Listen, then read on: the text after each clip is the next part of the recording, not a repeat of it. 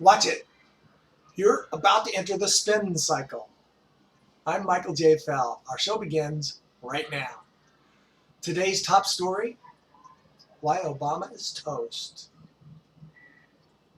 This just in from the Associated Press.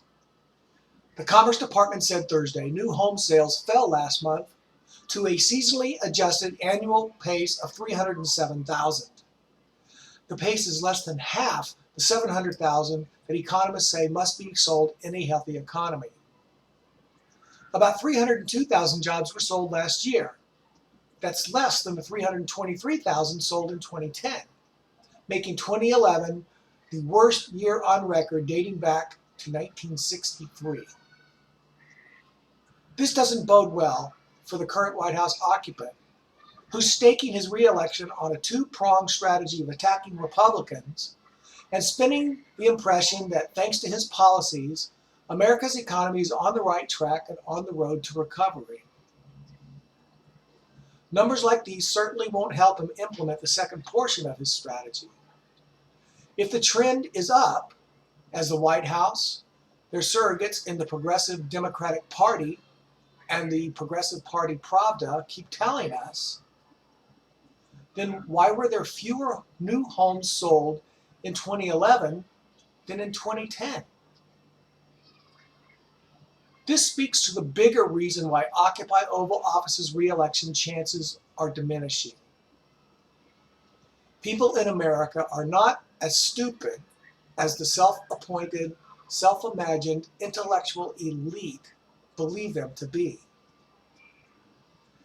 Just because a bunch of self-interested, self-seeking snobs with highfalutin college degrees thumbtacked to their office walls altered the variables in the equation by which inflation rates are calculated doesn't mean that people can't and won't see the truth. Bureaucrats in government can release all the doctored numbers it's possible to cipher, desperately trying to convince people to deny their own cognitive abilities and take what they're being told at face value, that there's no inflation. I guess them there fancy pants geniuses with them their Ivy League degrees truly believe that average people, Joe and Josie six-pack if you will, don't see the cost of gasoline and food going up when they fill up at the gas station and go to the grocery store. The intellectual elite keep trying to convince those dummies populating flyover America that thanks to massive big government spending and increased regulations through the stimulus, Dodd-Frank, and Obamacare, unemployment numbers are going down and people are finding jobs.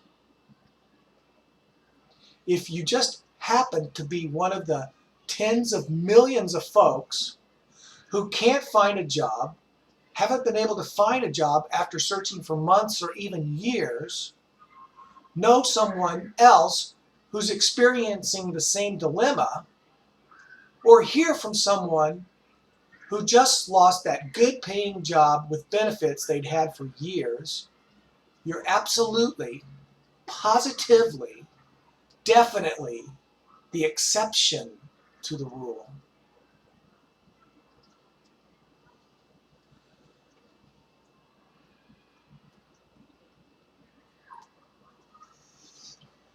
The economic crash of 2008 was the direct result of the failed leadership of George W. Bush and failed Republican policies.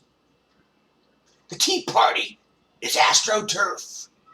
Tea Parties are violent, extreme racists. The Tea Party spit on members of the Congressional Black Caucus. Occupy Wall Street is legitimate. Occupy Wall Street is a spontaneous grassroots movement. Newt Gingrich can't win a general election. Mitt Romney, he's part of the isolated, evil, rich 1%. Rick Santorum has no chance. There's no doubt about it. We have spoken. You will believe. The world's a safer place. The world's impression of the United States is better now. America is more respected now that we're in charge. Believe us. Trust us. We're the smart ones, Reed, not you.